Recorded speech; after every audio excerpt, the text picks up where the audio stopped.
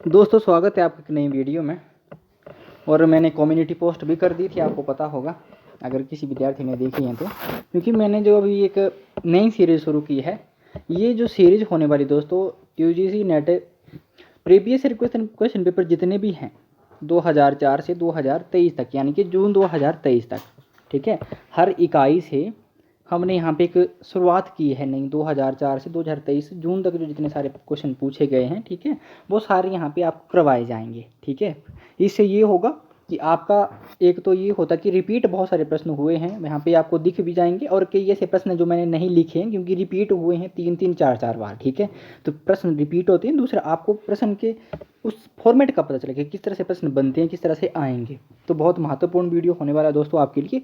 और 31 दिसंबर, सॉरी 31 नहीं, 11 दिसंबर को आपका पेपर है हिंदी का। ठीक है, तो 11 दिसंबर तक हमने 10 इकाइयों पे पूरे जितने भी प्रश्न बनेंगे हमें, ठीक है, वो हमने बनाने हैं। 1 घंटे की क्लास होगी, 1 घंटे में सब कुछ कवर करवाने की मैं कोशिश करूँगा इस इकाई से। ठीक है, तो आप देखते रहिए किस तरह से आपका होता है। ठीक है, कितने प्रश्न आपके सही हो रहे हैं और इस तरह से प्रश्न बनेंगे दोस्तों। ठीक है, और अगर चैनल पे नई हो तो चैनल को सब्सक्राइब कर लीजिए, क्योंकि इस तरह से ये जो वीडियो हैं, ठीक है, आपको मिलते रहेंगे। ठीक है, तो ये नई सीरीज शुरू की है दोस्तों मैंने। ठीक है, आज चलिए पहले प्रश्न से शुरुआत करते हैं। ठीक है, हिंदी जो ये नेट का सिलेबस है, ठीक है, इकाई 1, ठीक है, हिंदी भाषा और उसका विकास इकाई का नाम है। ठीक है, और पहला ही प्रश्न हम देख लेते हैं दोस्तों आज ही। ठीक है, 2004 से मैंने शुरुआत की है दोस्तों, और साथ में लिखा भी गया है कि कौन से ईयर में ये क्वेश्चन पूछा गया था और कौन से पाली में पूछा गया था, ये भी लिखा हुआ है दोस्तों। ठीक है, जून में पूछा गया है, दिसंबर में, आपको पता है जो नेट का पेपर होता है वो एक साल में 2 बार होता है। ठीक है, जून में और दिसंबर में। ठीक है, तो चलिए वो भी सब कुछ लिखा है, आपको पता लग जाएगा। ठीक है, तो चलिए दोस्तों शुरुआत करते हैं हम पहले प्रश्न से। और पहला प्रश्न है दोस्तों हमारा, मैथिली का विकास किस अपभ्रंश से माना जाता है। ठीक है, मैथिली का विकास किस अपभ्रंश से माना जाता है। आपके विकल्प हैं दोस्तों, शोरसैनी अपभ्रंश से, मागधी अपभ्रंश से, महाराष्ट्रीय अपभ्रंश से या अर्धमागधी अपभ्रंश से। तो जो ये मैथिली जो रचना है दोस्तों, सॉरी रचना नहीं है ये, ठीक है, ये भाषा है। ठीक है, इसका विकास मागधी से माना जाता है। और मागधी से आपको पता है कि कौन कौन सी भाषाएं निकली हैं। ठीक है, बंगला निकली, उड़िया निकली, ठीक है, असमिया निकली और बिहारी निकली। तो बिहारी हिंदी की बोली है, आपको पता है 3 बोली है, मैथिली है, ठीक है, फिर मगही है और भोजपुरी, 3 जो ये बोलियां थी। तो मैथिली का विकास अगर अपभ्रंश से डायरेक्ट बातें करें तो ये मागधी अपभ्रंश से हुआ। ठीक है दोस्तों, चलिए अगला देखते हैं दोस्तों। आपको मैं व्याख्यात्मक हल भी करवाता चलूंगा साथ साथ, ठीक है, जिससे आपको कुछ और भी चीज़ें साथ साथ मिल जाए देखने को। ठीक है, तो पहले ये दूसरा प्रश्न है, संविधान के किस अनुच्छेद में देवनागरी लिपि में लिखित हिंदी को संघ की राजभाषा घोषित किया गया है। दिसंबर 2004 में पूछा गया है दोस्तों ये प्रश्न। ठीक है, ऊपर भी दिसंबर 2004 में पूछा गया प्रश्न था जो पहले देखा आपने। ठीक है, 347 आपके विकल्प नहीं रहे। ठीक है, 348, 343 या 345। ठीक है दोस्तों, तो देवनागरी लिपि और हिंदी को संघ की भाषा जो कहा गया है दोस्तों, राजभाषा, वो 343 में कहा गया है। सी विकल्प आपका सही हो जाएगा दोस्तों। अगला देखते हैं दोस्तों, अगला भी 2004 में पूछा गया प्रश्न है दोस्तों, दक्षिण भारत हिंदी प्रचार सभा मद्रास की स्थापना किसने की। बहुत ही महत्वपूर्ण प्रश्न है दोस्तों, और रिपीट हुए हैं प्रश्न दोस्तों। ऐसे बहुत से प्रश्न हैं जो बहुत बार रिपीट हुए हैं, वो मैंने नहीं भी लिखे हैं। ठीक है, अगर मैं उनको भी लिखता तो हो सकता था कि आपके 100-150 प्रश्न और बन जाते। ठीक है, तो मैंने जो रिपीट हुए हैं वो नहीं लिखे हैं। ठीक है, यहाँ पे मैं बताता जा रहा हूँ आपको, आप देखते रहिए। ये प्रश्न कई बार रिपीट हुआ है। ठीक है, तो इसकी स्थापना किसने की थी, ये आपके विकल्प हैं, सी गोपालचारी, महात्मा गांधी, ठीक है, मोंटरी सत्यनारायण और विनोबा भावे।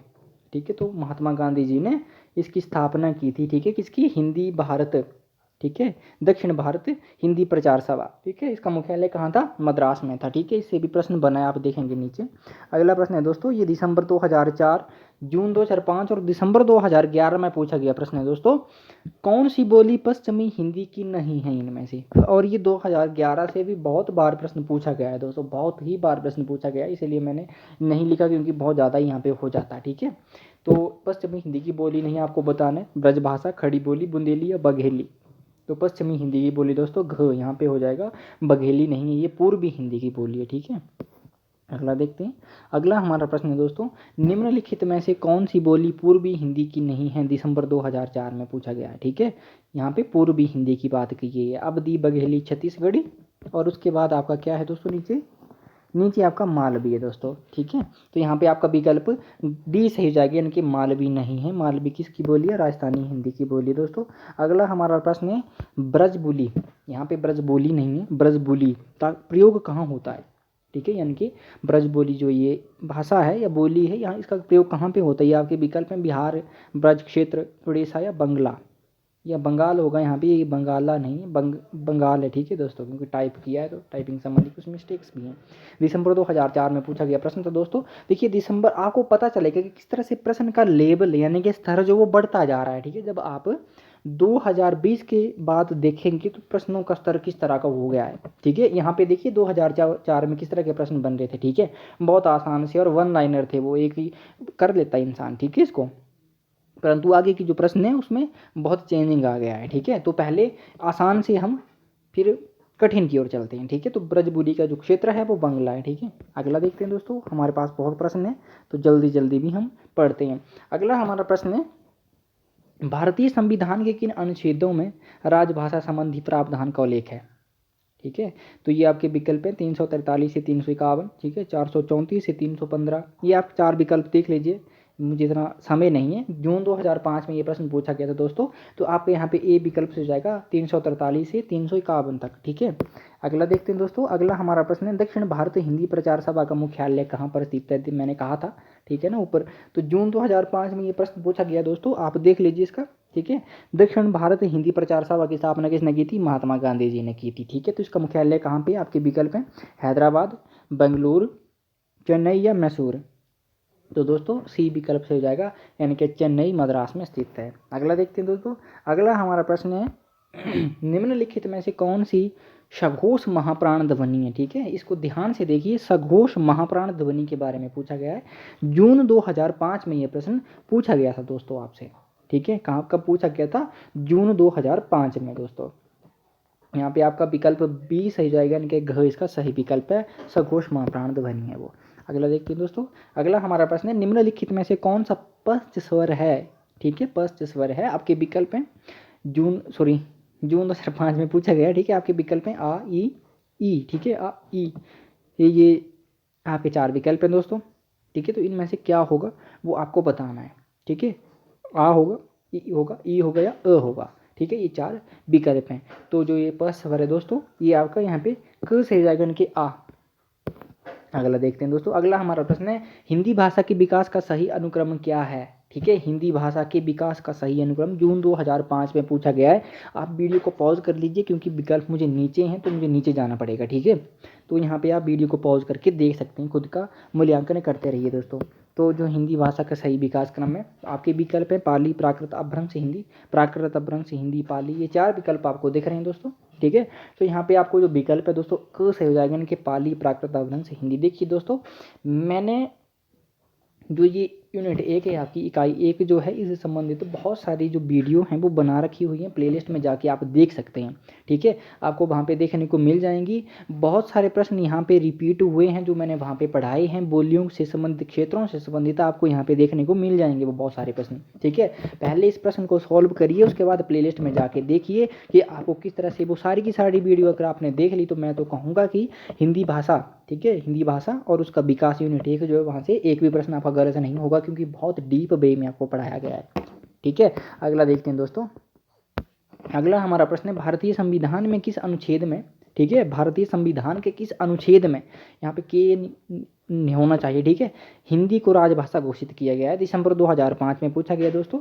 ये 4 आपको विकल्प यहाँ पे दिख रहे होंगे, ठीक है। आपका विकल्प क सही हो जाएगा, यानी कि 343, ठीक है, ठीक है, 343 अनुच्छेद में, ठीक है, इस भी नहीं, ठीक है। अगला हमारा प्रश्न है दोस्तों, मुंडा भाषा परिवार का क्षेत्र कौन सा है, तो 2000 कब पूछा गया, 5 में दिसंबर में, ठीक है। आपके विकल्प थे राजस्थान, मध्य प्रदेश, तमिलनाडु या छोटा नागपुर।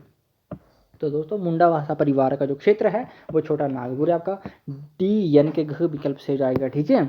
अगला देखते हैं, भारतीय भाषाओं को भारतीय संविधान की किस अनुसूची में शामिल किया गया है, कौन सी अनुसूची है वो, अष्टम अनुसूची है, सप्तम, नवम या दसम दोस्तों। तो आपका विकल्प यहाँ पे क से हो जाता, यानी कि अष्टम अनुसूची में जून 2006 में पूछा गया प्रश्न है दोस्तों। अगला देखते हैं, अगला हमारा प्रश्न है, ग्रीम नियम किस भाषा की ध्वनियों से संबंधित है, ठीक है। ग्रीम नियम किस भाषा की ध्वनियों से संबंधित है, आपका विकल्प क से हो जाएगा, यानी कि जर्मन। देखिए दोस्तों, यहाँ पे भाषा किस उत्पत्ति की जो सिद्धांत है, वहाँ से भी एक प्रश्न बनाएं, ठीक है। तो आपके लिए जरूरी हो जाता है तो वहाँ पे भी एक वीडियो बनाए हुए, उसके लिए भी आप प्लेलिस्ट में जाके देख सकते हैं, ठीक है, हिंदी भाषा और उसका विकास, वो प्लेलिस्ट क्रिएट कर दी गई है।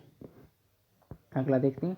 अगला हमारा प्रश्न है, महात्मा गांधी अंतर्राष्ट्रीय हिंदी विश्वविद्यालय का मुख्यालय कहाँ है? बहुत महत्वपूर्ण प्रश्न है और 2-3 बार रिपीट हुआ ये, ठीक है। जून 2006 में पूछा गया था, जून 2010 में भी पूछा गया ये प्रश्न, ठीक है। तो लखनऊ में है, पुणे, दिल्ली या वर्धा? तो वर्धा महाराष्ट्र में है, ठीक है। अगला देखते हैं। अगला हमारा प्रश्न है, खड़ी बोली कहाँ बोली जाती है? खड़ी बोली कहाँ बोली जाती है? दिसंबर 2006 में प्रश्न पूछा गया आपसे। तो आपके विकल्प है झांसी, कानपुर, मेरठ या अलीगढ़। तो दोस्तों देखिए, बोलियों से जो क्षेत्र हैं वहाँ पे भी मैंने एक वीडियो बनाई हुई है। मैंने कहा आपसे कि आप प्लेलिस्ट में जाके देखिए, अगर वो आपने सही सारी की सारी वीडियो देख ली तो मैं तो कहूँगा कि जो ये यूनिट 1 है वहाँ से आपके 2-3 प्रश्न तो मुझे लग रहा है, अगर 4-5 क्वेश्चन पूछे जा रहे हैं, पर यही एवरेज रहती है, 4-5 क्वेश्चन पूछे ही जाते हैं हर यूनिट से, ठीक है। तो इकाई 1 से जो क्वेश्चन ज़्यादा नहीं बनते, 5-6 बनते हैं, तो आप 3-4 क्वेश्चन ठीक करके आएंगे नेट में, ठीक है। मेरठ में बोली जाती है खड़ी बोली, ठीक है। आगे देखते हैं दोस्तों। अगला हमारा प्रश्न है, देवनागरी या नागरी लिपि का विकास किस लिपि से हुआ है? ठीक है, नागरी लिपि का विकास किस लिपि से हुआ है? आपके ये विकल्प हैं खरोष्टी, ब्राह्मी, नागरी या हिब्रू। तो आपका विकल्प ख से हो जाएगा दोस्तों, ब्राह्मी लिपि से हुआ है। दिसंबर 2006 में पूछा गया ये प्रश्न है दोस्तों।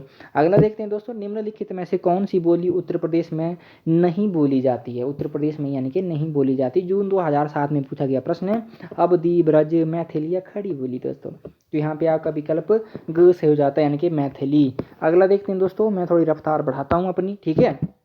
हिंदी को राजभाषा के रूप में मान्यता कब मिली? ठीक है, हिंदी को राजभाषा के रूप में मान्यता कब मिली? आपके विकल्प हैं 26 जनवरी 1950, 14 सितंबर 1949, उसके बाद 15 अगस्त 1947 या 14 सितंबर 1955 दोस्तों। आपका यहाँ पे विकल्प जो दोस्तों वो हो जाएगा ख से ही 14 सितंबर 1949 को, और उसी के आधार पर हम हिंदी दिवस मनाते हैं, ठीक है, 14 सितंबर को।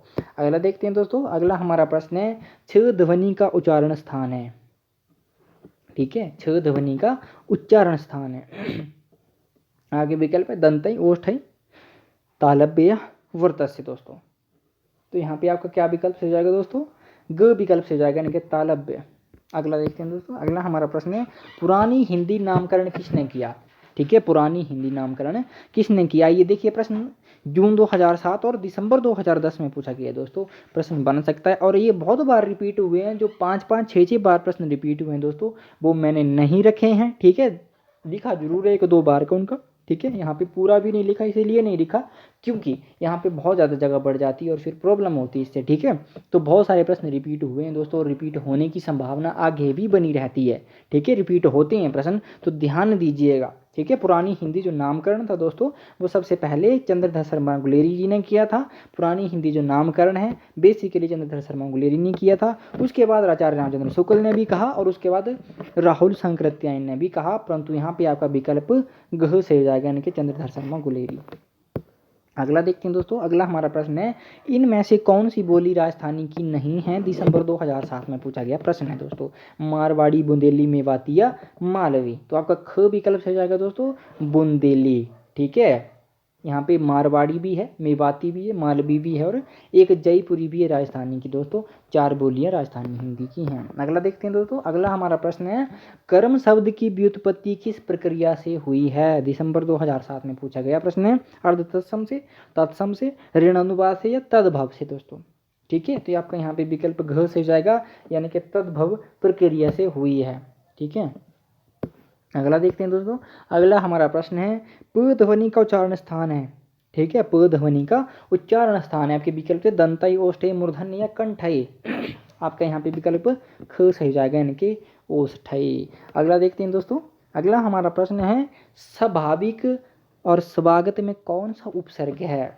दिसंबर 2007 में पूछा गया प्रश्न दोस्तों। नेट में इस तरह से प्रश्न बनते हैं, इस तरह के जो ये अभी 26 नंबर का प्रश्न आपके सामने आया है। दोनों में से सब प्रत्यय, ठीक है, दोनों में सु प्रत्यय, सॉरी उपसर्ग, ठीक है, दोनों में क्रमशः सब और सु उपसर्ग, और दोनों में क्रमशः सु और शब उपसर्ग।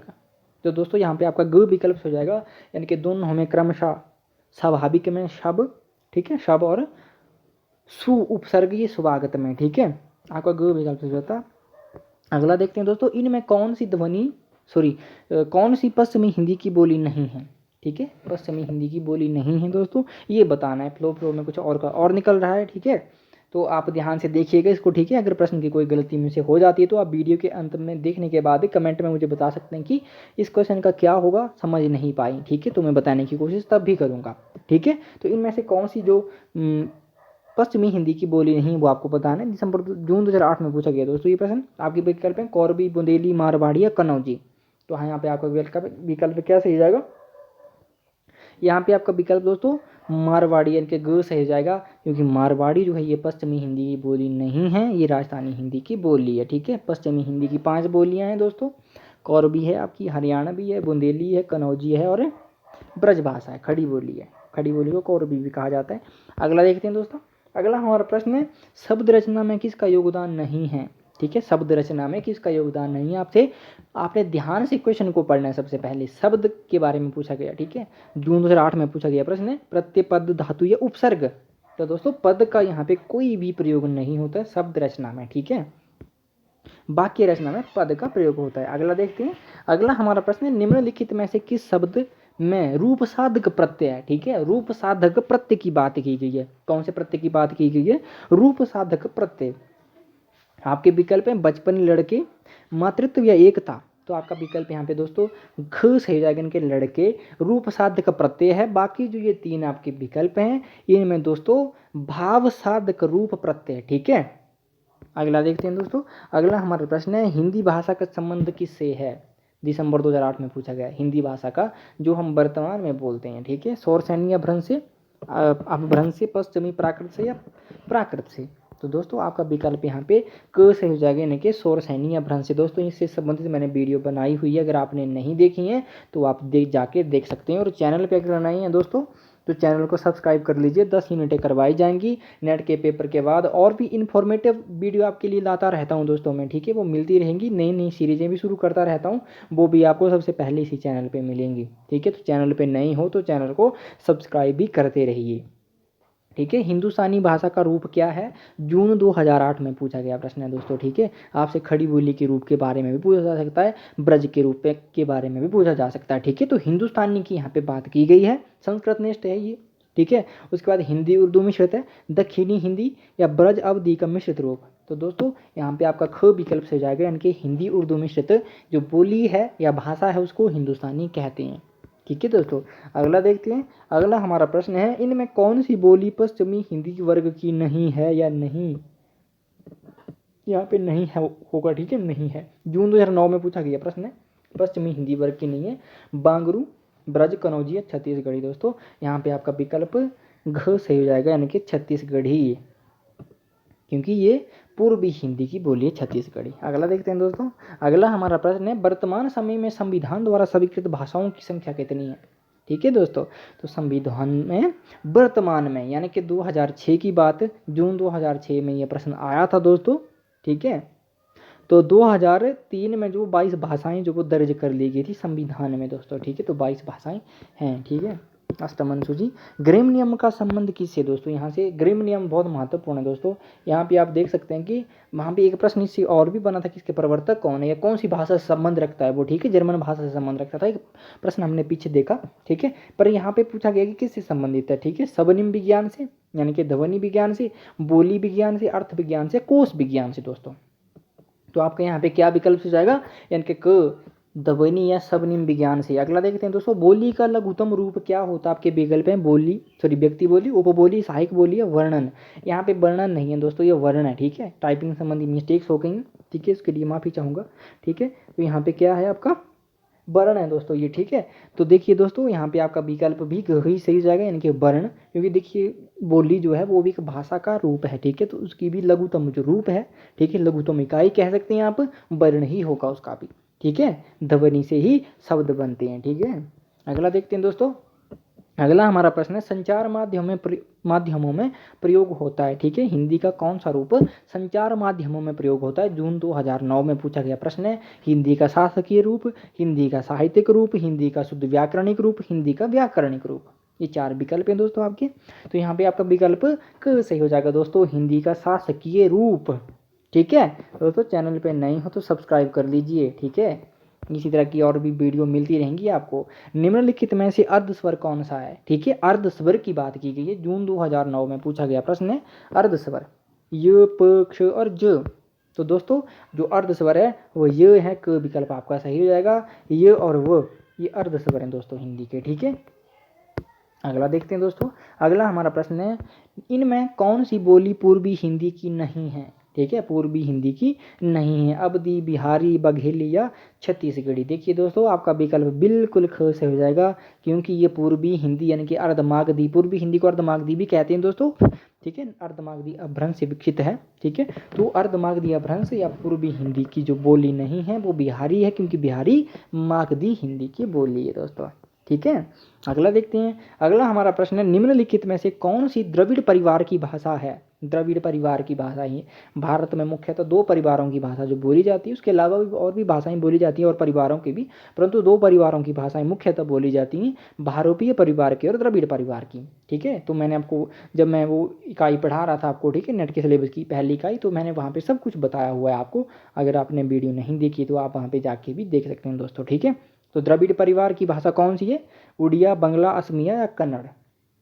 घ विकल्प सही हो जाएगा दोस्तों, कन्नड़। देखिए दोस्तों जो बेसिकली चार भाषाएं हैं दक्षिण भारत की, ठीक है, उनमें से कन्नड़ भी है, मलयालम है, तेलुगु और तमिल, ये चार भाषाएं द्रविड़ परिवार की भाषाएं हैं। ठीक है, और बाकी जो हैं ये कौन सी परिवार की हैं? ये भारोपीय परिवार की हैं। अगला प्रश्न है हमारा दोस्तों, किस क्षेत्र की बोली को काशिका कहा गया है? बहुत महत्वपूर्ण प्रश्न है दोस्तों और पूछा जाता है। जून 2010 में पूछा गया और फिर भी रिपीट हुआ है ये प्रश्न बहुत बार। आपकी विकल्प है बेसबाड़ा, आरा, भोजपुर, ठीक है, उसके बाद बनारस या मगध। देखिए दोस्तों यहाँ पे आपका विकल्प क्या सही हो जाता? ग से हो जाता है। आप यहाँ पे गैस भी लगा सकते थे कि बनारस को काशी भी कहा जाता है, तो आपसे पूछा भी किया गया है काशिका। ठीक है, तो यहाँ भी इस तरह से गैस लगाया जा सकता है दोस्तों। ठीक है, अगला प्रश्न देखते हैं दोस्तों, ब्रज भाषा किस अपभ्रंश से विकसित है? ठीक है, ब्रज भाषा किस अपभ्रंश से विकसित है दोस्तों? तो ये प्रश्न आपसे बन सकता था दोस्तों। ठीक है, तो आप बताइए इसका। ये जो प्रश्न है कि कब कब पूछा गया, दिसंबर 2010, जून 2012 में ये प्रश्न पूछा गया है दोस्तों। सौरसैनी अपभ्रंश, मागधी, अर्धमागधी या पैसाची दोस्तों। तो किससे विकसित है दोस्तों? सौरसैनी अपभ्रंश से या सौरसैनी से। ठीक है, क विकल्प आपका सही हो जाता है। अगला देखते हैं। अगला हमारा प्रश्न है, निम्नलिखित में से कौन भारोपीय परिवार की भाषा नहीं है? भारोपीय परिवार की बात की गई, आपके विकल्प है मराठी, गुजराती, मलयालम या हिंदी।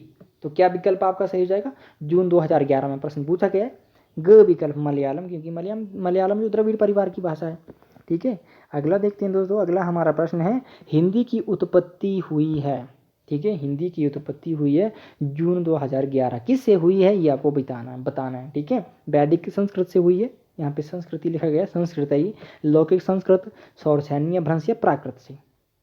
तो दोस्तों हिंदी की जो उत्पत्ति होती है वो सौरसैनी अपभ्रंश से होती है। ठीक है, अगर हिंदी की जननी की बात की जाए तो वो वैदिक संस्कृत होगी या संस्कृत होगी। ठीक है, अगला देखते हैं। अगला हमारा प्रश्न दोस्तों, ब्रज भाषा कहाँ बोली जाती है? ठीक है, ब्रज भाषा कहाँ बोली जाती है? आपकी विकल्प है इलाहाबाद, ओरछा एवं झांसी, मथुरा, वृंदावन और बनारस। तो सबको भी पता है दोस्तों क्या कहाँ होनी चाहिए, जून 2011 में प्रश्न पूछा गया है। आपका विकल्प ग सही हो जाएगा, यानी कि मथुरा, वृंदावन। अगला देखते हैं दोस्तों, संविधान की 8वीं अनुसूची में कौन सी भाषा शामिल नहीं है? बहुत महत्वपूर्ण है, जो 22 भाषाएं हैं दोस्तों, इससे प्रश्न जरूर बनता है दोस्तों। ठीक है ना, इससे प्रश्न जरूर बनता है कि संविधान की 8वीं अनुसूची में कौन सी भाषा शामिल नहीं है। बहुत बार रिपीट हुआ है प्रश्न, आगे भी आप देखेंगे। ठीक है, आपके विकल्प थे बोडो, मैथिली, भोजपुरी या डोगरी। दिसंबर 2011 में पूछा गया प्रश्न है आपका ग विकल्प से हो जाएगा, यानी कि भोजपुरी। अगला देखते हैं। अगला हमारा प्रश्न है, बिहारी उपभाषा वर्ग के अंतर्गत कौन सी बोली नहीं आती है? ये आपको बताना है। भोजपुरी, बुंदेली, ठीक है, उसके बाद है मागधी और मैथिली। तो बुंदेली नहीं आती है दोस्तों, बुंदेली जो पश्चिमी हिंदी के अंतर्गत आती है। ठीक है, अगला देखते हैं। अगला हमारा प्रश्न है, ब्राह्मी लिपि के विकास का सही अनुक्रम है या विकास का अनुक्रम है? तो दोस्तों पहला विकल्प आपका ब्राह्मी लिपि, गुप्त लिपि, कुटिल लिपि और उसके बाद देवनागरी लिपि होगा, जो लिखा नहीं गया है टाइपिंग करते समय। ठीक है, उसके बाद कुटिल लिपि, ब्राह्मी लिपि, गुप्त लिपि और देवनागरी लिपि। ठीक है, ब्राह्मी लिपि, देवनागरी लिपि, गुप्त लिपि, कुटिल लिपि, इस तरह के प्रश्न बनते हैं, वर्तमान में भी बन रहे हैं। ठीक है, और आप देख लीजिए नीचे तक, परंतु जो इसका सही विकल्प है वो क हो जाएगा, इनके ब्राह्मी लिपि, गुप्त लिपि, कुटिल लिपि और देवनागरी लिपि यहाँ पे लिखा नहीं गया है। ठीक है, देवनागरी यहाँ पे होगा, क विकल्प आपका सही हो जाएगा दोस्तों। अगला चलते हैं दोस्तों। अगला हमारा प्रश्न है, भ्रंश की उत्तरकालीन अवस्था का नाम क्या है? बहुत महत्वपूर्ण प्रश्न है दोस्तों, जून 2012 में पूछा गया है, आपको पता होना चाहिए। ठीक है, आपके विकल्प हैं पाली, प्राकृत, संस्कृत और अबहट। ठीक है, तो अबहट कहते हैं जो अपभ्रंश की उत्तरकालीन अवस्था का नाम है। ठीक है, और इस अबहट को ही पुरानी हिंदी कहा है चंद्रधर शर्मा गुलेरी ने, आचार्य रामचंद्र शुक्ल ने और राहुल सांकृत्यायन ने। दोस्तों मैंने अपनी रफ्तार बढ़ा दी है क्योंकि समय बहुत ज़्यादा लग रहा है। ठीक है, तो आप वीडियो पूरी देखनी है आपने। ठीक है ना, इसका मेरा मतलब यही है रफ्तार बढ़ाने का कि आप वीडियो पूरा वॉच कीजिएगा, आपको पता तभी चलेगा कि किस तरह से प्रश्न बने थे और बनेंगे आगे भी। अपभ्रंश में कुल कितने स्वर थे? प्रश्न बन सकता है, आपसे प्राकृत के बारे में पूछ सकते हैं, आपसे पाली के बारे में पूछ सकते हैं, संस्कृत के बारे में पूछ सकते हैं। ठीक है, तो बहुत महत्वपूर्ण प्रश्न है दोस्तों, आपको पता लगता है कि इस तरह के प्रश्न भी आ सकते हैं। ठीक है, तो मेन मकसद यही होता है जो प्रैक्टिस सेट करवाते हैं या previous year question paper solve करते हैं। ठीक है, तो आपके विकल्प हैं 8, 12, 10 या 9। आपका विकल्प क से जाएगा, कि 8 स्वर थे दोस्तों। ठीक है, उसके बाद है मगही किस प्रदेश की बोली है? ठीक है, जून 2012 में पूछा गया प्रश्न है दोस्तों, मगही किस प्रदेश की बोली? आपके विकल्प हैं मध्य प्रदेश, बिहार, राजस्थान या छत्तीसगढ़। दोस्तों तो मगही जो बिहार की बोली, क्योंकि बिहारी हिंदी से दीक्षित है। अब यहाँ पे तो हम इस तरह से गैस लगा सकते थे कि बिहारी हिंदी की कितनी बोली हमको पता है, मगही, भोजपुरी और मैथिली, और बिहार प्रदेश में ही बोली जाएंगी वो। ठीक है, ऐसे लगाया जा सकता है गैस, और इस तरह से प्रश्न ठीक कर सकते हैं। ठीक है, अगला प्रश्न है दोस्तों हमारा, भाषाओं के पारिवारिक वर्गीकरण का आधार क्या है? जून 2012 में पूछा गया प्रश्न है, ध्वनि, इतिहास, रूप, रचना या अर्थ। दोस्तों आपका विकल्प ख से हो जाएगा, यानी कि इतिहास। पारिवारिक वर्गीकरण की बात की गई है। ठीक है, आकृति मूलक वर्गीकरण भी होता है एक। ठीक है ना, यहाँ पे पारिवारिक वर्गीकरण की बात की गई है, तो इतिहास के आधार पर होता है। अगला देखते हैं, खड़ी बोली के लिए सुनीति कुमार चटर्जी ने किस शब्द का प्रयोग जो किया था वो? ठीक है, जून 2012 में पूछा गया, सुनीति कुमार चटर्जी ने। ठीक है, भाषा विज्ञानी थे, प्रश्न पूछा जा सकता है दोस्तों, और बनते हैं प्रश्न इस तरह के। आपके विकल्प है जनपदीय हिंदुस्तानी, वर्नाक्यूलर हिंदुस्तानी, कौरबिया रेखता। आपका क विकल्प बिल्कुल सही जाएगा, इनके जनपदीय हिंदुस्तानी कहा है इन्होंने। ठीक है, अगला देखते हैं दोस्तों, हिंदी वर्णमाला में अंग और अह क्या है? ठीक है, ये जो दो वर्ण हैं इनका क्या मतलब है हिंदी में, इनको क्या कहते हैं? जून 2012 में पूछा गया प्रश्न। ठीक है, आपसे ड के बारे में पूछ सकते हैं। ठीक है, आपसे संयुक्ताक्षर के बारे में पूछ सकते हैं। ठीक है, कुछ भी पूछ सकते हैं, तो ध्यान रखिएगा, स्वर, व्यंजन, अयोगवा या संयुक्ताक्षर। आपका ग विकल्प सही जाएगा, इनको अयोगवा कहते हैं दोस्तों। ठीक है, अगला है आगरा का बोली क्षेत्र है। ठीक है, आगरा का बोली क्षेत्र की आगरा में कौन सी बोली बोली जाती है? अवधी, छत्तीसगढ़ी, खड़ी बोली या ब्रज। दोस्तों तो आगरा में दोस्तों ब्रज बोली जाती है, घ विकल्प आपका सही हो जाएगा। अगला देखते हैं दोस्तों, अगला ये प्रश्न है दोस्तों। ठीक है ना, ये जो प्रश्न है थोड़ा कथन से संबंधित ये प्रश्न बना है। ठीक है, आपके विकल्प आपको दिख रहे हैं, क्या होगा इसका? अंग्रेजी भाषा की ओर से, अंग्रेजी सरकार की ओर से। ठीक है, अंग्रेजी सरकार की ओर से अदालत का कामकाज देश की प्रचलित भाषाओं में करने का इश्तहारनामा किस सन में निकला था? ठीक है, दिसंबर 2012 में पूछा गया प्रश्न दोस्तों, बहुत महत्वपूर्ण है। 1816 में, 1826 में, 1836 या 1946 में। दोस्तों आपका ग विकल्प सही जाएगा, यानी कि 1836 में। ठीक है, इश्तहारनामा निकला था। देखिए दोस्तों, अब पूछ लिया गया यही प्रश्न, मैंने आपसे कहा था भाषा उत्पत्ति के सिद्धांत और उनके प्रवर्तकों को सुमेलित कीजिए। ठीक है, भाषा उत्पत्ति के सिद्धांत और उनके प्रवर्तक, प्रश्न बन सकता है दोस्तों, रिपीट हुए हैं, एक प्रश्न इससे पहले भी बना था। ठीक है, तो फिर रिपीट हुआ ये प्रश्न। मैंने कहा था आपसे कि इसके संबंध में मैंने अभी रिसेंटली एक वीडियो बनाई है। ठीक है, आप उसको जाके देखिए, आपको सब कुछ पता चल जाएगा, व्याख्या सहित वो वीडियो बनाई हुई है। ठीक है, प्लेलिस्ट में जाइए, UGC नेट यूनिट 1 वहाँ पे लिखा होगा प्लेलिस्ट का नाम। ठीक है, जून 2012 में पूछा गया प्रश्न है दोस्तों। ठीक है, आपके विकल्प हैं धातु, सिद्धांत, हेस। यहाँ पे मैंने जो मिलान कर दिए दोस्तों। ठीक है, क्योंकि अगर मैं पूरी तरह से रखता उनको बाद में मिलान करता तो बहुत लंबा हो जाता प्रोसेस को। ठीक है, तो मैंने यहाँ पे मिलान कर दिए हैं। ठीक है, धातु सिद्धांत हेस का है। ठीक है, संपर्क रेवेज का यो हे हो नवायरे। ठीक है, इंगित डॉक्टर राय का सिद्धांत है ये। ठीक है, तो ये आपका प्रश्न जून 2012 में पूछा गया था। ठीक है, अगला देखते हैं दोस्तों, अगला हमारा प्रश्न है दोस्तों, सुनीति कुमार चटर्जी जो ये विद्वान है, भाषा विज्ञानी है दोस्तों। ठीक है, इससे भी बहुत प्रश्न बनते हैं नेट में। ठीक है, सुनीति कुमार चटर्जी के अनुसार पूर्वी हिंदी भारतीय आर्य भाषाओं के किस वर्ग में आती है? जून 2013 में पूछा गया प्रश्न है दोस्तों, और ये प्रश्न बनता है दोस्तों। ठीक है, बहुत महत्वपूर्ण भी है। ठीक है, तो आपके विकल्प है उदीच्य, प्रतीच्य, मध्यदेशीय या प्राच्य। दोस्तों ठीक है, तो आपका घ विकल्प से जाएगा प्राच्य। ठीक है, अगला देखते हैं दोस्तों, अगला हमारा प्रश्न है, सिंधी भाषा का विकास अपभ्रंश की किस बोली से माना जाता है? यहाँ पे गलत हो गया, बोली नहीं होना चाहिए, ठीक है। सिंधी भाषा का विकास अपभ्रंश के किस रूप से होना चाहिए यहाँ पे, ठीक है। यहाँ पे ये टाइपिंग संबंधी मिस्टेक्स हो गई हैं थोड़ी सी, ठीक है। दिसंबर 2013 में पूछा गया प्रश्न है कि अपभ्रंश के कौन से रूप से होता है। आपके विकल्प थे ब्राचड़, पैसाची, मागधी या अर्धमागधी दोस्तों। तो आपका विकल्प क से हो जाएगा, यानी कि ब्राचड़ अपभ्रंश से होता है, ठीक है। अगला देखते हैं दोस्तों, अगला हमारा प्रश्न है इनमें से किस शब्द में उपसर्ग नहीं है, ठीक है। उपसर्ग नहीं है, उपसर्ग का मतलब आपको यहाँ पे देखिए जो शब्द के पहले जुड़ता है और अर्थ में, ठीक है, यानी कि शब्द के अर्थ में परिवर्तन कर देता है, ठीक है। देखिए जैसे क विकल्प है अपमान, यहाँ पे मान, ठीक है। मान की जगह अगर हमने अप लगा दिया तो अपमान हो गया, दो शब्द हैं ये, ठीक है। उसके बाद अपराध है, अपयश है, अपमति है दोस्तों। आपका बिल्कुल विकल्प ख सही हो जाएगा, अपराध में कोई भी उपसर्ग नहीं है। दिसंबर 2013 में पूछा गया प्रश्न है। अगला देखते हैं दोस्तों, अगला हमारा प्रश्न है श ध्वनि का उच्चारण स्थान है, श ध्वनि का उच्चारण स्थान है, ये आपको बताना है। दिसंबर 2013 में पूछा गया प्रश्न है। मूर्धन्य, तालव्य, दंत या ओष्ठ्य। आपका विकल्प ख सही हो जाएगा, यानी कि तालव्य दोस्तों।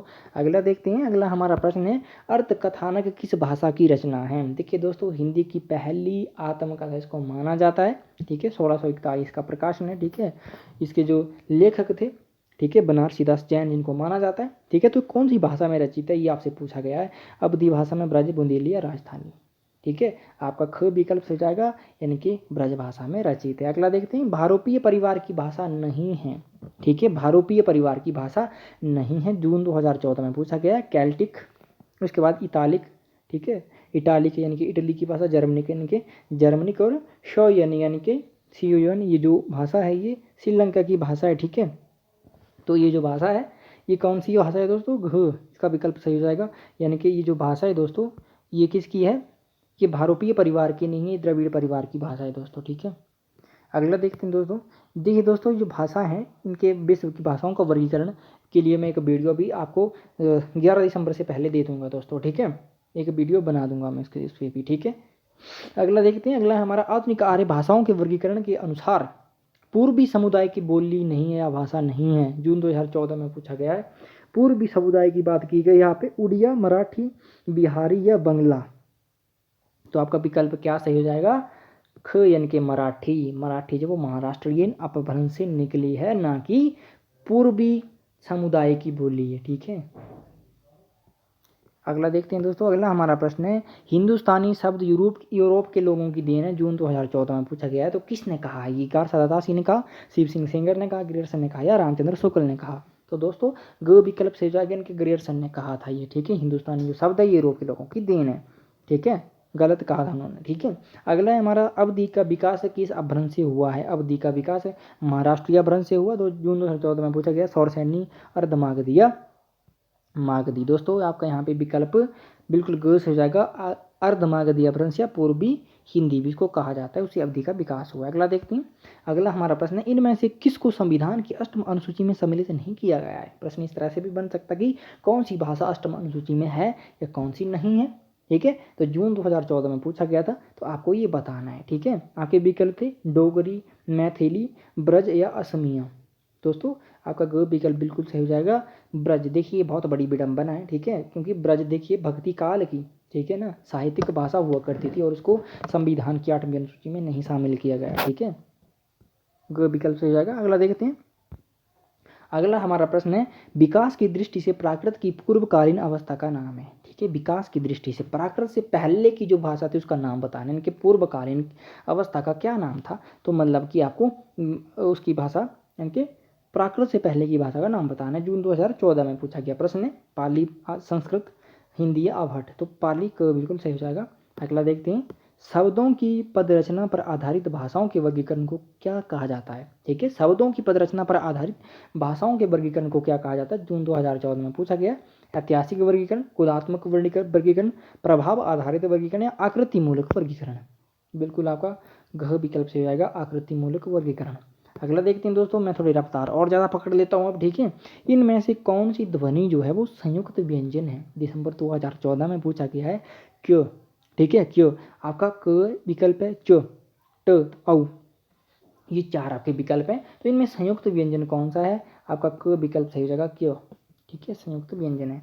अगला देखते हैं दोस्तों, अगला हमारा प्रश्न, निम्नलिखित में से किस भाषा को संविधान की 8वीं अनुसूची में, 8वीं अनुसूची में सम्मिलित नहीं किया गया। ऊपर भी इसी तरह का प्रश्न बना था दोस्तों, यहाँ पे भी बन गया, दिसंबर 2014 में पूछा गया प्रश्न। आप देख लीजिए, बहुत सारे प्रश्न जो रिपीट हो रहे हैं और हुए हैं। आपके विकल्प हैं डोगरी, मणिपुरी, मैथिली, छत्तीसगढ़ी। दोस्तों आपका विकल्प घ सही जाएगा, इनके छत्तीसगढ़ी। अगला देखते हैं दोस्तों, इनमें कौन सी बोली ओकार बहुला नहीं है। ठीक है, ओकार बहुला ये भी मैंने पढ़ाया हुआ है आपको, वो मुझे लग रहा है कि 10-12 वीडियोज़ हैं। अगर आपने वो देख ली तो आपका यहाँ से कोई भी प्रश्न गलत होने की संभावना मुझे लगता है बहुत कम हो जाएगी। ठीक है, खड़ी बोली, ब्रज, बुंदेली या कनौजी। तो दोस्तों जो ओकार बहुला बोली नहीं है वो खड़ी बोली है, क्योंकि खड़ी बोली आकार बहुला बोली है। ठीक है, आकार बहुला। अगला देखते हैं, अगला हमारा प्रश्न है दोस्तों, भाषा निर्माण की इकाइयों का सही अनुक्रम है। दिसंबर 2014 में पूछा गया प्रश्न है दोस्तों। ठीक है, भाषा निर्माण की शब्द, ध्वनि, वाक्य। ठीक है, उसके बाद है शब्द, वाक्य, ध्वनि, पद, पद, वाक्य, ध्वनि, शब्द, ध्वनि, शब्द, पद, वाक्य। दोस्तों घ विकल्प बिल्कुल सही है। सबसे पहले जो भाषा की लघुतम इकाई भी माना जाता है ध्वनि को, उसके बाद भाषा की सार्थक सबसे छोटी इकाई आपका शब्द हो जाएगा, और भाषा की पूर्ण सार्थक इकाई वाक्य हो जाएगा। ठीक है, तो घ विकल्प सही है, सही अनुक्रम है ये। अगला देखते हैं दोस्तों, निम्नलिखित में से उच्चारण स्थान के आधार पर कंठ से लेकर मुख विवर में, ठीक है, उच्चरित ध्वनि, ठीक है, उच्चरित व्यंजन ध्वनियों का सही अनुक्रम है। बहुत महत्वपूर्ण प्रश्न है दोस्तों, आपको पता है सिस्टमैटिक तरीके से जब हम उच्चारण करते हैं, ठीक है, उसके बाद पहले कंठ से आता है, उसके बाद तालु से, ठीक है, ऐसे करके आता है। यहाँ पे मैं बताऊंगा नहीं क्योंकि आप सही कर लेंगे। ठीक है, तो देखिए दोस्तों, ये कंठ है, तालव्य, वर्तस्य, दंत या ओष्ठ है। ठीक है, उसके बाद आपका है तालव्य, कंठ है, ओष्ठ है, दंत या वर्तस्य। ठीक है, उसके बाद दंत, ओष्ठ, कंठ, वर्तस्य या तालव्य दोस्तों। ठीक है, ओष्ठ है, उसके बाद ओष्ठ है दोस्तों, उसके बाद है आपका वर्तस्य, तालव्य, कंठ या दंत है। ठीक है, तो यहाँ पे आपका क विकल्प से हो जाएगा, कंठ है, तालव्य, वर्तस्य, दंत और ओष्ठ है दोस्तों। ठीक है, अगला देखते हैं, अगला हमारा प्रश्न, देवनागरी लिपि का सही अनुक्रम है। दिसंबर 2014 में पूछा गया है। ठीक है, देवनागरी लिपि का सही अनुक्रम आपके विकल्प है गुप्त लिपि, ब्राह्मी लिपि, देवनागरी लिपि और नागरी लिपि। ठीक है, नागरी लिपि, ब्राह्मी लिपि, गुप्त लिपि, देवनागरी लिपि। उसके बाद ब्राह्मी लिपि, नागरी लिपि, गुप्त लिपि और देवनागरी लिपि। ठीक है, गुप्त लिपि, नागरी लिपि, ब्राह्मी लिपि और देवनागरी लिपि। तो ग विकल्प से हो जाएगा ब्राह्मी लिपि, नागरी लिपि, गुप्त लिपि और देवनागरी लिपि। ठीक है, अगला देखते हैं दोस्तों, अगला हमारा प्रश्न है कंठोष्ठ ध्वनि का उदाहरण है। दिसंबर 2014 में पूछा गया ये प्रश्न है दोस्तों। तो औ, ए, क या त, तो आपका क विकल्प से हो जाएगा औ। ठीक है, ये कंठ और ओष्ठ के मिलन से बनता है। ठीक है, इसकी जो ध्वनि है, जब औ हम बोलते हैं तो कंठ और ओष्ठ दोनों से ध्वनि निकलती है, ध्वनि यानी कि स्पर्श करती है इनका। ठीक है, पश्चिमी हिंदी की दो बोलियों का सही युग्म है। ठीक है, दो आपकी बोलियां हैं, तो पश्चिमी हिंदी की दो बोलियां कौन कौन सी हैं और सही होनी चाहिए? कनौजी अवधी, ब्रज बघेली, छत्तीसगढ़ी बांगरू, खड़ी बोली, बुंदेली। तो घ विकल्प बिल्कुल सही हो जाएगा दोस्तों, खड़ी बोली और बुंदेली। अगला देखते हैं दोस्तों, जब अगला ये जो प्रश्न है दोस्तों, ये है शब्द जब वाक्य में प्रयुक्त होने की योग्यता प्राप्त करता है तो उसे कहा जाता है। ठीक है, शब्द जब वाक्य में प्रयुक्त होने की यानी कि प्रयोग होने की योग्यता प्राप्त कर लेता है तो उसे कहा जाता है, क्या कहा जाता है? आपके विकल्प है वाक्य, ध्वनि, पद या समास दोस्तों। ठीक है, तो उसके कहा जाता है पद। ठीक है, 2014 में पूछा गया था दिसंबर। ठीक है, अगला देखते हैं दोस्तों, अगला हमारा प्रश्न है अर्धमागधी अपभ्रंश से विकसित बोली है। ठीक है, अर्धमागधी अपभ्रंश से विकसित बोली है, आपको बताना है। दिसंबर 2014 में पूछा गया प्रश्न है। ठीक है, अर्धमागधी यानी कि पूर्वी हिंदी। ठीक है, बांगरू, बघेली, ब्रजभाषा और भोजपुरी। तो आपका बघेली बिल्कुल सही हो जाएगा। अर्धमागधी अपभ्रंश से बेसिकली दोस्तों 3 बोलियां जो विकसित हुई थी, आपको पता होगा या मैंने पढ़ाया था, जिसने पढ़ा होगा। अवधी, बघेली और छत्तीसगढ़ी। इसको याद करने का तरीका है ए, वी और सी, अवधी, बघेली, छत्तीसगढ़ी। ठीक है, अर्धमागधी या पूर्वी हिंदी की बोलियां ये। ठीक है, अगला देखते हैं दोस्तों, मैथिली हिंदी में रचित गद्य की पहली पुस्तक है। ठीक है, मैथिली हिंदी में आदिकालीन रचना है वो, जून 2015 में पूछा गया प्रश्न है। उक्ति व्यक्ति प्रकरण, वर्ण रत्नाकर, राहुल बेलिया, बसंत विलास। आपका घ विकल्प सही जाएगा यानी कि वर्ण रत्नाकर दोस्तों। अगला देखते हैं दोस्तों, अगला हमारा प्रश्न है प्रयत्न के आधार पर ल किस प्रकार की ध्वनि है? प्रश्न पूछ सकते हैं दोस्तों। आपका विकल्प क्या सही हो जाना चाहिए? यहाँ पे आपको विकल्प देता हूँ, जून 2015 में पूछा गया प्रश्न था ये। ठीक है, पार्श्विक, उत्क्षिप्त, प्रकंपित या संघर्षहीन। ठीक है दोस्तों, तो यहाँ पे आपका हो जाएगा, क्या हो जाएगा? पार्श्विक दोस्तों। देखिए उत्क्षिप्त जो ये व्यंजन है दोस्तों, ठीक है, ये आपके ढ, ठीक है, ये जो नीचे नुक्ता लगता है, ठीक है, और प्रकंपित जो दोस्तों वो हो जाएगा आपका र हो जाएगा, ठीक है, इसको लुंठित भी कहते हैं, ठीक है। अगला देखते हैं। अगला हमारा प्रश्न है, इनमें से कौन सा विराम चिन्ह ऐसा है जो हिंदी में अंग्रेजी भाषा से नहीं लिया गया है? बहुत महत्वपूर्ण, 2015 में पूछा गया है, जून, ठीक है। इस तरह के प्रश्न भी बनते हैं दोस्तों, ठीक है। और ये जो विराम चिन्ह है हिंदी के विद्यार्थियों को पता होने चाहिए, ठीक है। इसको क्या कहते हैं? जो क विकल्प है, देखिए इसको क्या कहते हैं, आप देख लीजिए, अर्ध विराम, ठीक है। उसके बाद अल्प विराम, ठीक है, प्रश्नवाचक, और इसको बोलते हैं पूर्ण विराम, ठीक है। तो ये जो हिंदी में लिए गए हैं उनमें से ये नहीं लिया गया है घ, ठीक है, जो पूर्ण विराम है, क्योंकि अंग्रेजी में सिर्फ डॉट लगता है इस तरह का, ठीक है। परंतु आज की डेट में ये डॉट भी प्रयोग होने लगा है हिंदी में, ठीक है, इसकी जगह डॉट प्रयोग होने लगा है, ठीक है। तो ये गलत बात है। अगला प्रश्न देखते हैं दोस्तों, इनमें से कौन सा युग्म अघोष ध्वनि है? ठीक है, कौन सा युग्म जो वो अघोष ध्वनि है? आपने पढ़ा होगा अल्प प्राण महाप्राण, अघोष सघोष, ठीक है। तो यहाँ से इस तरह से प्रश्न भी बनते हैं। दिसंबर 2015 में ये पूछा गया प्रश्न है दोस्तों। तो क्या होगा? आपके विकल्प है ग घ ड़ ढ प फ और द ध दोस्तों, ठीक है, आप देख लीजिए। और इसका जो सही विकल्प है दोस्तों, आप देख लीजिए, इसको ध्यान से देखिएगा, ठीक है। और इसका जो सही विकल्प है दोस्तों वो आपका हो जाएगा ग, यानी कि प और फ। अगला देखते हैं। अगला हमारा प्रश्न है, इनमें से किस बोली का बिहारी हिंदी से संबंध नहीं है?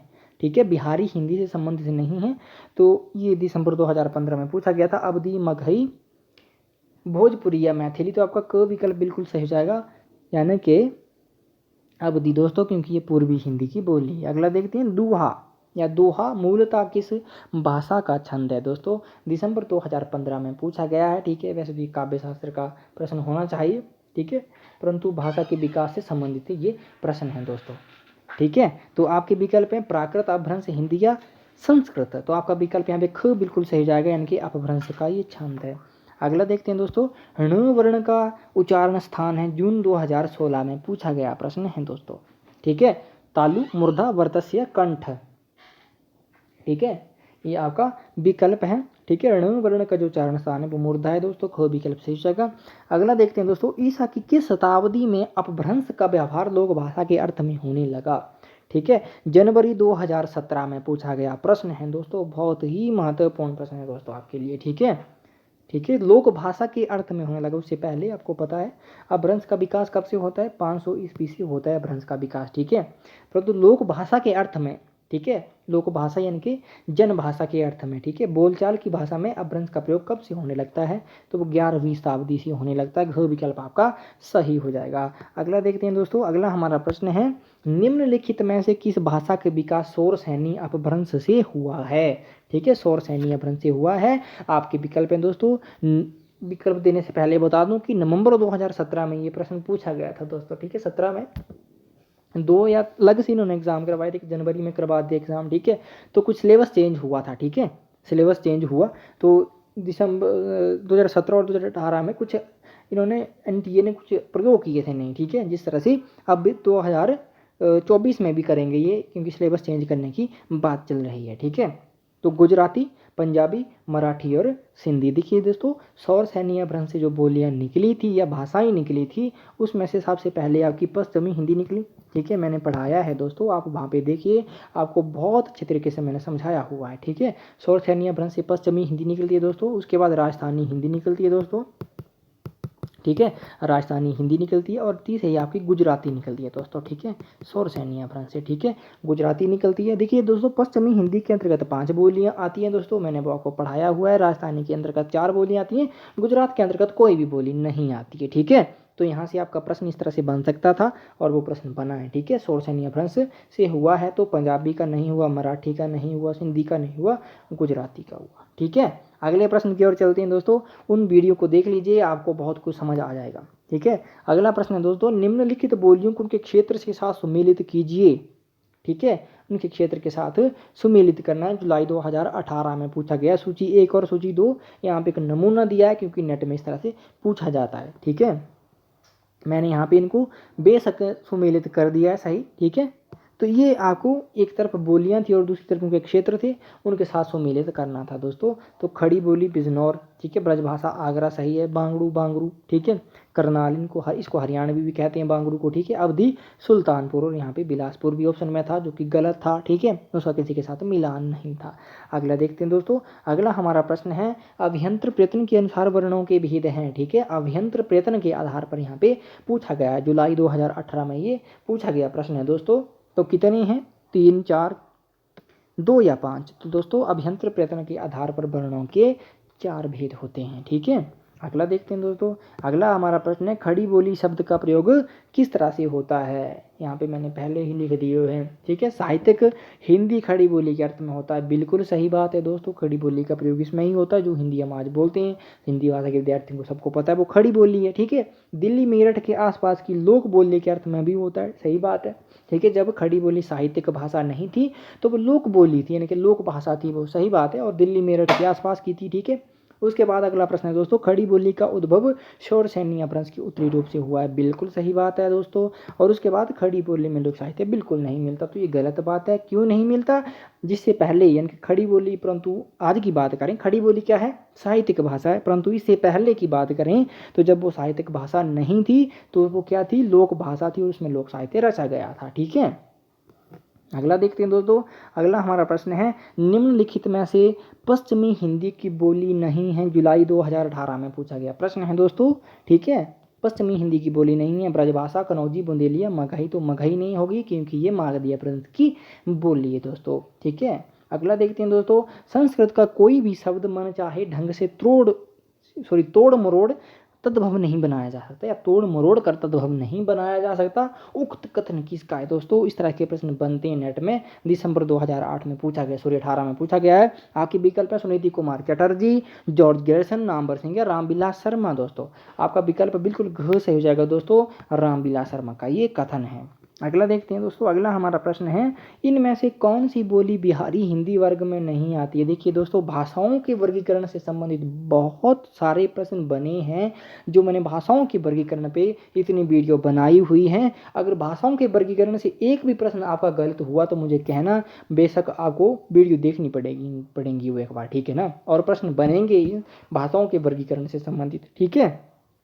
तो आपके विकल्प हैं दोस्तों भोजपुरी, मगही, मैथिली, छत्तीसगढ़ी, ठीक है दोस्तों।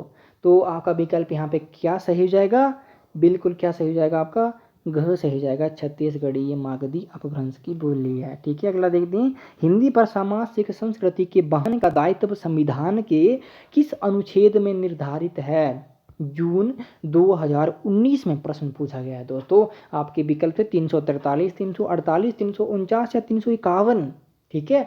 तो सामाजिक संस्कृति के वहन का जो दायित्व है संविधान के 351 अनुच्छेद में कहा गया है, आपका विकल्प गह सही हो जाता दोस्तों। अगला देखते हैं, अगला हमारा है निम्नलिखित में से कौन सी भाषा संविधान की 8वीं अनुसूची में है। यहाँ पे नहीं की नहीं, हाँ की बात की गई है। जून 2019 में प्रश्न पूछा गया है, नेपाली, कांगड़ी, राजस्थानी, गोंडवी। तो दोस्तों आपका बिल्कुल विकल्प क सही हो जाएगा, नेपाली। अगला देखते हैं दोस्तों, अगला हमारा प्रश्न है निम्नलिखित में से कौन सी बोली राजस्थान की नहीं है। जून 2019 में पूछा गया प्रश्न है दोस्तों। आपके विकल्प है मेवाती, मंडियाली, मारवाड़ी या मेवाड़ी। तो आपका विकल्प ख सही हो जाएगा दोस्तों, मंडियाली। देखिए दोस्तों, मंडियाली जो ये बोली है ये पश्चिमी पहाड़ी से विकसित है और हिमाचल प्रदेश में बोली जाती है, ठीक है। अगला देखते हैं दोस्तों, अगला हमारा प्रश्न है भारतीय संविधान के किस अनुच्छेद के अनुसार उच्चतम न्यायालय तथा उच्च न्यायालय में सब कार्यवाहियाँ जो ये सब कार्यवाहियाँ हैं अंग्रेजी भाषा में होंगी, ठीक है। ये किस अनुच्छेद में कहा गया है, दिसंबर 2019 में पूछा गया प्रश्न था ये, ठीक है। तो उच्च न्यायालय और उच्चतम न्यायालय की बात की गई है दोस्तों। आपके ये 4 विकल्प हैं, 343, 344, 346 और 348 दोस्तों। तो ये आपका विकल्प घ से हो जाएगा, 348 में कहा गया है दोस्तों, ठीक है। अगला देखते हैं दोस्तों, अगला हमारा प्रश्न है निम्नलिखित में कौन सी बोली पश्चिमी हिंदी की नहीं है। इस तरह के प्रश्न दोस्तों कितनी बार आए हैं और कितनी बार मैंने नहीं लिखे, ठीक है दोस्तों, क्योंकि रिपीट हुए हैं और यहाँ पे इतने प्रश्न थे कि रिपीट हुए हैं जो मैंने नहीं लिखे हैं, ठीक है। आपके विकल्प हैं कनौजी, बुंदेली, ब्रजभाषा या मगही। दिसंबर 2019 में पूछा गया है, घ विकल्प से जाएगा मगही। अगला देखते हैं दोस्तों, अगला हमारा प्रश्न है, निम्नलिखित बोली वर्गों को उनसे संबद्ध बोलियों के साथ सुमेलित कीजिए। ठीक है, पश्चिमी हिंदी बुंदेली, पूर्वी हिंदी बघेली, बिहारी हिंदी मगही और राजस्थानी हिंदी मेवाती। तो मैंने सुमेलित पहले से ही कर दिया था दोस्तों।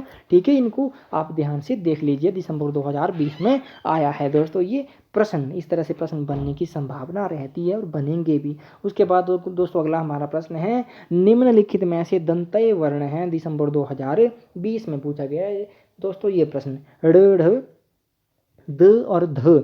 तो आपका विकल्प यहाँ पे ग यानी कि द और ध सही हो जाएगा, ये दंतय वर्ण है। अगला देखते हैं दोस्तों। अगला हमारा प्रश्न है, संविधान के अनुच्छेद 343 में संघ की राजभाषा के बारे में निम्नलिखित में से कौन से प्रावधान किए गए हैं, दिसंबर 2020 में पूछा गया है। और प्रश्न का स्तर देखिए किस तरह का बढ़ गया है। ठीक है, तो आपको ये ध्यान से पढ़ लीजिए इस प्रश्न को और उसका उत्तर मैं आपको बताता हूँ। ठीक है दोस्तों, आपके यहाँ पे पहला था क था, संघ की राजभाषा हिंदी और लिपि देवनागरी होगी, बिल्कुल सही बात है। शासकीय प्रयोजनों के लिए भारतीय अंकों का अंतर्राष्ट्रीय रूप मान्य होगा, सही बात है। राजभाषा के बारे में राष्ट्रपति एक आयोग का गठन करेंगे, नहीं कहा गया है। उच्चतम न्यायालय, ठीक है, उच्चतम न्यायालय और उच्च न्यायालय की संपूर्ण कार्यवाही अंग्रेजी भाषा में ही रखी होंगी, तो ये 348 में कहा गया है। ठीक है दोस्तों, और ये राष्ट्रपति के बारे में जो ये कथन है दोस्तों, ये 347 में कहा गया है। ठीक है, तो क और घ बिल्कुल सही है दोस्तों, 343 में इसका जिक्र है। अगला देखते हैं दोस्तों। अगला हमारा प्रश्न है, निम्नलिखित में से कौन सी भाषा आर्य भाषाओं में शामिल नहीं है, दिसंबर 2020 में पूछा गया कि आर्य भाषाओं में कौन सी भाषा सम्मिलित नहीं है। आपके विकल्प है संस्कृत, प्राकृत, तुर्की, अंग्रेजी। दोस्तों आपका बिल्कुल ग विकल्प हो जाएगा, इसके तुर्की नहीं है भाई साहब, क्योंकि ये सामी परिवार की भाषा है। ठीक है, अगला देखते हैं दोस्तों। अगला हमारा प्रश्न है, निम्नलिखित में से कौन सा शब्द रूढ़ है, यौगिक नहीं। ठीक है, आपको पता होगा किस तरह कितने शब्दों की कितने प्रकार हैं। रूढ़ शब्द है, योग शब्द है, यौगिक शब्द है और योग रूढ़ शब्द, इस तरह के 3 शब्द होते हैं और ये प्रश्न बना है दोस्तों। ठीक है, आपके विकल्प हैं पीला, झटपट। ठीक है, उसके बाद है आपका घुड़साल, पंकज। देखिए दोस्तों, झटपट 2 शब्दों के मेल से बना, घुड़साल 2 शब्दों के मेल से बना। ठीक है, और जो पंकज है दोस्तों, ये भी 2 शब्दों के मेल से बना है दोस्तों। और जो पीला है दोस्तों, ये सिर्फ इसका कोई भी अर्थ नहीं है। ठीक है, पीला जो शब्द है दोस्तों, कहाँ चला गया, इसका प्रश्न देख लेते पहले।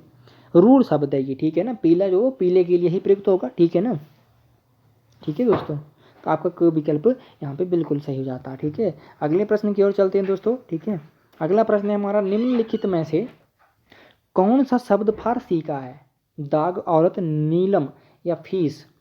तो दोस्तों आपका यहाँ पे विकल्प बिल्कुल क सही हो जाता, यानी कि दाग, दिसंबर 2020 में पूछा गया प्रश्न है दोस्तों ये। ठीक है, अगला देखते हैं, निम्नलिखित भाषाओं को विकास की उनकी क्रम में व्यवस्थित कीजिए। ठीक है, विकास के उनके क्रम में व्यवस्थित करना है कि पहले कौन सी भाषा आई, उसके बाद कौन आई। ठीक है, दिसंबर 2020 में पूछा गया है। पहली प्राकृत यानी कि पाली को कहा जाता है। ठीक है, प्रथम प्राकृत, सौरसैनी, पूर्वी हिंदी और वर्तमान हिंदी। तो ये बिल्कुल सही क्रम में मैंने पहले से ही इनको लगा दिया है। अगर मैंने सही क्रम में नहीं लगाए होते तो ये बहुत बड़ा प्रश्न बन जाता और जिससे बहुत टाइम हमारा वेस्ट होता है, इसलिए मैंने पहले लगा दिए। परंतु आपको ध्यान रखना है कि इस तरह के प्रश्न बन सकते हैं आपकी परीक्षा में। ठीक है, अगला हमारा प्रश्न है दोस्तों, निम्नलिखित में से तालव्य वर्ण है। ठीक है, तालव्य वर्ण है, ये आपको बताना है दोस्तों। दिसंबर 2020 में पूछा गया ये प्रश्न है, च, त या ट और उसके बाद ज है दोस्तों। ठीक है, तालव्य वर्ण। ठीक है, तो यहाँ पे आपका क्या विकल्प सही हो जाएगा दोस्तों, आपका विकल्प यहाँ पे क और घ सही हो जाएंगे दोस्तों, क और च और ज दोस्तों। ठीक है, च और ये तालव्य वर्ण है दोस्तों। ठीक है, तो यहाँ पे दिसंबर 2020 में पूछा गया प्रश्न था दोस्तों। अगला देखते हैं, निम्नलिखित में कौन सी भाषा आर्य भाषाओं के अंतर्गत नहीं आती है, अरबी, फारसी, लैटिन या यूनानी। तो दोस्तों आपका विकल्प यहाँ पे क से हो जाता, यानी कि अरबी नहीं आती है। इसके अंतर्गत आर्य भाषाओं के अंतर्गत या इसको भारोपीय परिवार भी कह सकते हैं दोस्तों। अगला हमारा प्रश्न है, निम्नलिखित में से कौन सा शब्द यौगिक है। यहाँ पे यौगिक पूछा गया है, रूढ़ नहीं है बोला। ठीक है, दिसंबर 2020 में पूछा गया। ठीक, आपके विकल्प हैं जलद, नाम, कान, पर। ठीक है, जलद यहाँ पे आपका क विकल्प हो जाएगा। जलद यानी कि बादल को कहा जाता है। ठीक है, जल और द 2 शब्दों की योग से बना है। ठीक है, अगला देखते हैं दोस्तों। अगला हमारा प्रश्न है, निम्नलिखित में से कौन सा शब्द तद्भव नहीं है। ठीक है, तद्भव शब्द नहीं यानी कि तत्सम होगा। आपके विकल्प हैं ये काज अक्षर, ठीक है, काज आखर कान या वायु। दोस्तों दिसंबर 2020 में पूछा गया प्रश्न है ये, और घ इसका विकल्प हो जाएगा यानी कि वायु। अगला देखते हैं, हिंदी में अनुनासिक व्यंजनों की संख्या कितनी है दिसंबर 2022, 3 मार्च 2022, यानी कि 3 मार्च को हुआ था पेपर की 5 मार्च को हुआ था, मुझे अब याद नहीं है, ठीक है। दिसंबर 2000 उसका था ये 22 का था, परंतु ये पेपर होता है 5 मार्च 2023 को, ठीक है। 3 है, 4 या 5 या 6, दोस्तों आपका ग विकल्प सही हो जाएगा। 5 अनुनासिक जो वो व्यंजन है, यानी कि जो पंचमाक्षर हैं वर्गों के, उनको ही अनुनासिक कहा जाता है। अगला देखते हैं दोस्तों, अगला हमारा प्रश्न था, गोविंद बल्लभ पंत की अध्यक्षता में संयुक्त संसदीय राजभाषा समिति का गठन किया गया, यानी कि कब किया गया, दिसंबर 2022 का प्रश्न था ये, और पेपर कब कंडक्ट करवाया था यूजीसी ने, 5 मार्च 2023 को, 1951, 1953, 1955, 1957, ठीक है। तो कब की थी अध्यक्षता, 1957 में दोस्तों, कह विकल्प सही हो जाएगा। अगला देखते हैं दोस्तों, बुंदेली बोली की उपबोलियां कौन सी हैं, दिसंबर 2022 का ये प्रश्न है, ठीक है। दिसंबर 2022 का प्रश्न है दोस्तों, आपका ग विकल्प सही था यहाँ पे, ठीक है, और मैंने सिर्फ ग ही लिखा है, ठीक है। भदौरी, बनाफरी और खटोला, ठीक है, ये बुंदेली की उपबोली है दोस्तों, ठीक है। दोस्तों बहुत सारे प्रश्न जो थे वो रिपीट हुए थे, इसलिए मैंने प्रश्न नहीं लिखे हैं, और इस तरह के प्रश्न बनते हैं दोस्तों। अगर यहाँ तक आपने वीडियो देखी तो आपको पता चल गया होगा किस तरह से प्रश्न होते हैं, किस तरह से प्रश्न बन रहे थे, ठीक है। तो आपको पता चल गया दोस्तों, ठीक है। और अगर चैनल पर नहीं आ रहे हो आप तो सब्सक्राइब कर लीजिए, और 10 की 10 यूनिटें जो हैं यूजीसी की, सबका प्रश्न जो होंगे वो मैं 2004 से 2023 तक जो पूछे गए हैं सबको लाने की कोशिश करूँगा, और इसी तरह से, और वो भी आपके लिए 11 दिसंबर को हिंदी का नेट का एग्ज़ाम है उससे पहले दोस्तों, ठीक है। तो दोस्तों मिलते हैं किसी और वीडियो में, तो तब तक के लिए धन्यवाद, और बहुत धन्यवाद आपका।